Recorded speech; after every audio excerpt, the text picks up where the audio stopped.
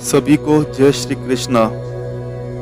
मेरा यह चैनल बनाने का मकसद ध्यान, योग, अध्यात्म द्वारा जो मुझे ज्ञान प्राप्त हुआ है वह मैं आप सभी से साझा करना चाहता हूँ। साथ ही मैं आपके जीवन से जुड़े सारे प्रश्नों को हल करने की कोशिश भी करूँगा। कृपया लाइक एंड सब्सक्राइब कीजिए। धन्यवाद। हम सबसे पहले बात करेंगे मोक्ष। मोक्ष क्या होता है? क्या मोक्ष पा सकते हैं? किन लोगों को मोक्ष की प्राप्ति होती है? अगर सीधे अक्षरों में बताऊं तो मोक्ष का मतलब हमारी आत्मा का परमात्मा में विलीन होना। सुनने में बहुत ही सरल लगता है, लेकिन वास्तविकता से मैं आपको अवगत करूंगा तो आप हैरान हो जाएंगे।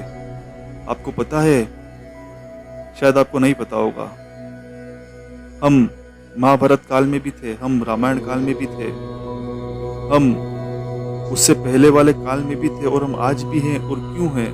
क्योंकि आज भी हम इसलिए हैं क्योंकि हमने अभी तक मोक्ष को प्राप्त नहीं किया है। हमारी आत्मा जीवन और मृत्यु के इस काल में अभी भी फंसी हुई है। आप सभी जानते होंगे, आत्मा कभी नहीं मरती। आत्मा को अजर अमर अविनाशी कहा गया है और यह सत्य है। लेकिन आप ये जानते हैं कि आत्मा की उत्पत्ति कहाँ से हुई है?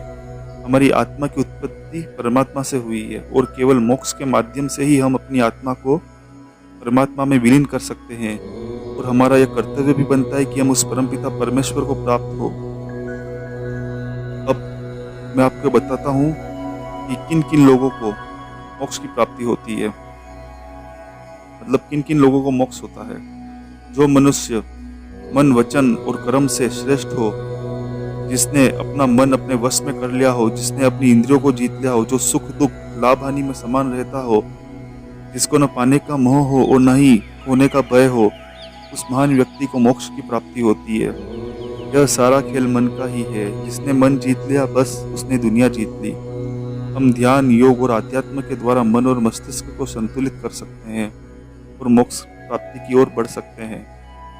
भगवान श्री कृष्ण ने एक बहुत ही अच्छी बात कही है कि जो व्यक्ति मुझे अपने सुख के समय में नहीं भूलता, मैं उसे उसके दुख के समय में कभी नहीं भूलता। इसलिए श्री कृष्ण की भक्ति कीजिए, उनकी भक्ति श्रेष्ठ है। जय श्री कृष्णा। मैं अपने अगले वीडियो में यह बताऊंगा कि हमें मानव शरीर कब, क्यों और कैसे मिलता है। अगर आपका कोई प्रश्न हो तो मुझे कमेंट कीजिए। मैं अगले वीडियो में आपको बहुत ही अच्छा उत्तर देके उसको हल करने की कोशिश करूंगा। कृपया आपका आशीर्वाद बनाए रखें। धन्यवाद। जय श्री कृष्णा।